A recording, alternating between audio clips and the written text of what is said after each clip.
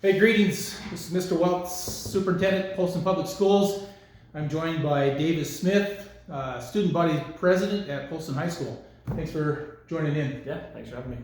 Hey, we're here to answer some questions, provide some information that is relevant for the COVID-19 outbreak. And Davis, again, thanks for being here. What do you got for me? Well, I think first of all, I just want to ask you, if we know right now what the extent the school closure is going to last, how long it's going to carry on for, if you guys have answers to that question. Yeah, and that's a good question. That has been fluid, dynamic, and ever changing. I would even go as far as say that it changes on the hour, and it has been for the last couple of weeks. We don't know. I can't say how long this is going to last. I will say to the students and the families of our district, I was on a conference call with all the superintendents and the governor yesterday, and his plan is to work in 2-week increments, 2-week closures. And as of yesterday, he urged us to plan for an extended two more weeks. So I think we're extended out to April 10th.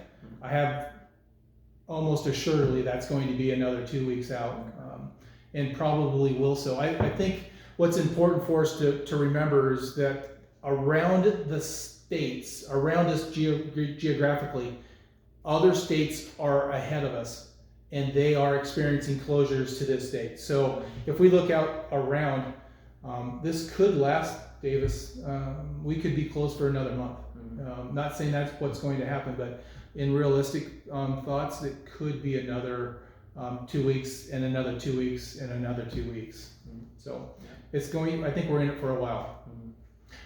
That being said, Davis was with us in leadership meeting this morning where principals and directors were discussing issues that are coming to the table. And one of those for our high school seniors is graduation. And as Davis and I had visited about, we don't know what graduation looks like. But I think what's important is that it's on the radar screen, and it's not that we're not thinking about it. I have Mr. Hamilton, Mr. Sampson, Mrs. Wade, Mrs. Johnson,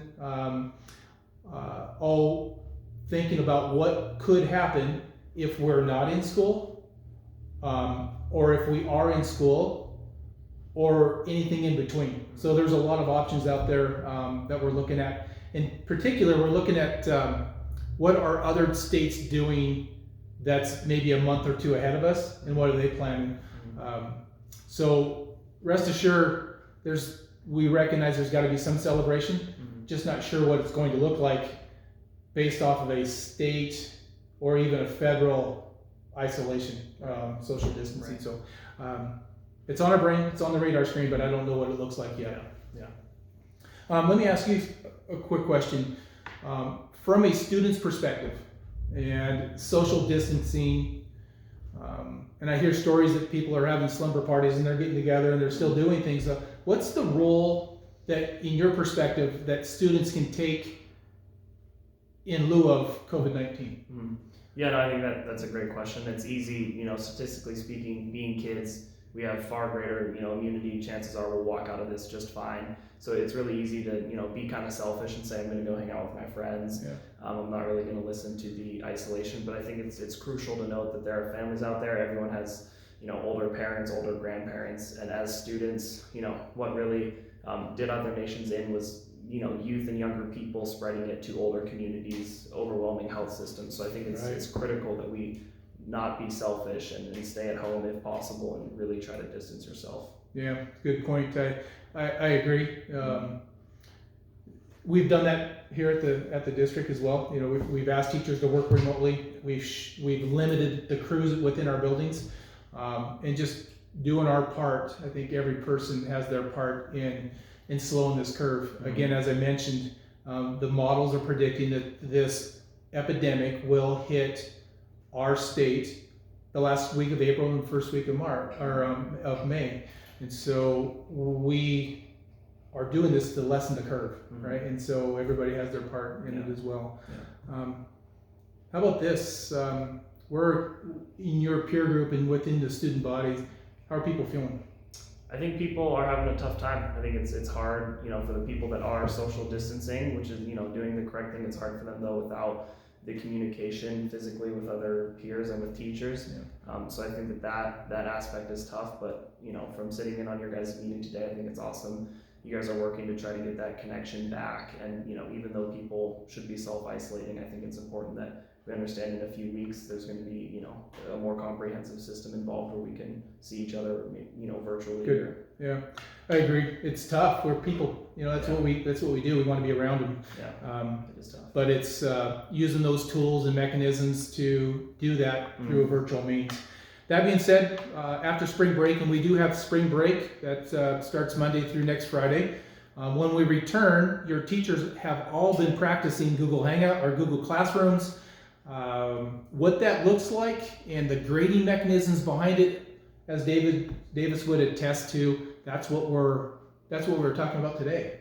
You want to share a little bit about what you heard? Yeah, no, I think it's important to know that I think one of the biggest questions on the table right now for students is how are things going to get graded? And it's I know that it's stressing a lot of kids out, but sitting in on the meeting today, they were working out a system and trying to make it relatively simple, from a student's perspective. So I think that it's reassuring to know that there will be a plan in place. Yeah. Within the next few days. And even the discussion about not overloading and having 5 different lectures to attend every day in the high school, middle school setting. And so those are all being, we're learning as we go in this situation. And I'm super thankful that the team that I have around us and working for kids is mindful for kids. And so that being said, I think we had covered our list. I will say this: we're really missing you guys in school. If I had my druthers, we wouldn't have the virus, and everybody would still be in school doing our thing. But that's not where we're at. We're all going to get through this, and it's really a great opportunity for us to grow as an organization, and even as a community member. And so, remember, social distancing doesn't mean social isolation. I still want you to hang with your family, get outside, do the things that you do with the people that you live with. Just keep your distance, that 6-foot rule, and no more than 10 in a group.